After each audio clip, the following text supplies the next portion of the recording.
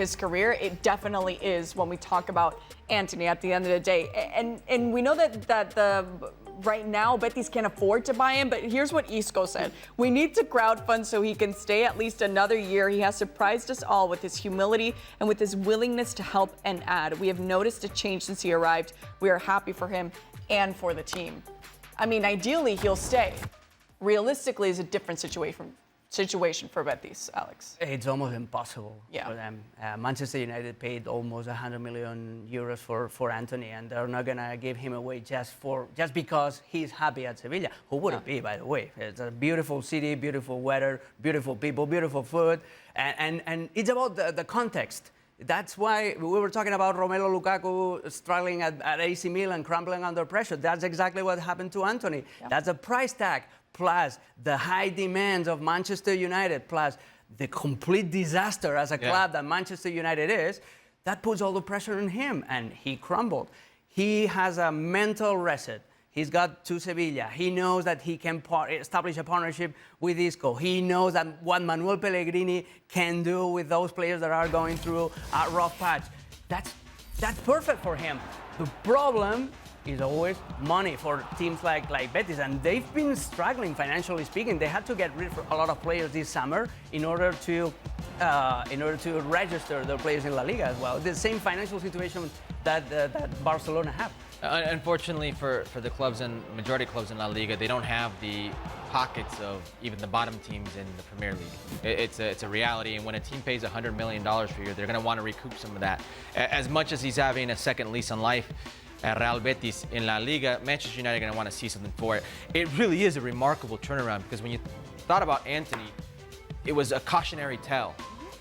And most clubs stop going to Europe and stop going to the Eredivisie, spending that kind of money on those players. They're like, well, it's a league that doesn't really translate well. No, not really. Yeah, and for some part, it's true when you see what he didn't do at United.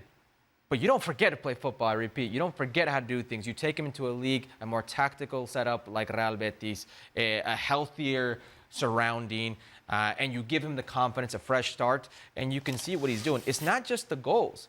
It's the way that he's facilitating and linking up with others. It's also the joy that you see on the field. I go back to the volley. You don't attempt that volley unless you're brimming with confidence. It really does look like a new player. But in order for them to be able to afford, Betis has to get into European spots.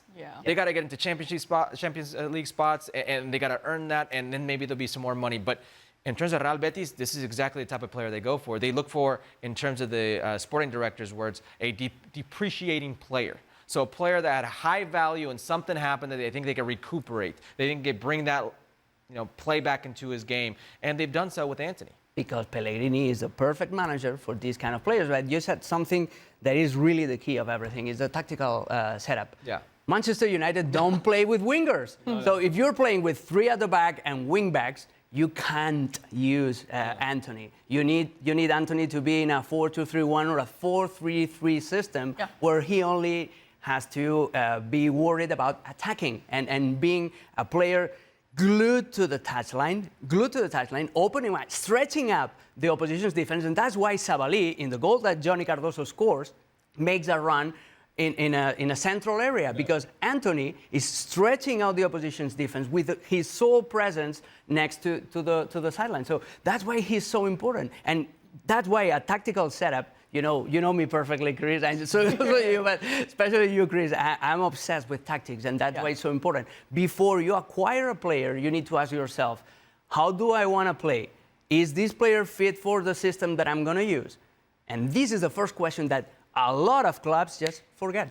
And this isn't just good news for the bank account of Manchester United and a potential sell. This is great news for the Brazilian national team. I know you're not going to move Rafinha, I understand that, but Brazil doesn't have the luxury right now of turning away good players. They need that depth. They need players in a good moment, and he's one of the few Brazilian players that are living a good moment. Yeah, he definitely is, and he's having such a good time with it. And even his answer leading into the derby, and we heard it Friday on La Peña de la Liga, Friday with Alex and I. When it comes to Antony and this pressure. They were asking him if he felt that going into his first Sevilla derby. And he said, no, I felt pressure when I was in the favelas. And it's just those kind of questions that it's a very, very grounded player. And it's exactly what Isco is recognizing here and why it's so important to have a player like Antony on the field and to be able to coach someone like Antony, and I'm sure Manuel Pellegrini is very, very happy about that. All right, looking forward to what's coming up this week on La Copa del Rey. Oh man, Tuesday and Wednesday, the second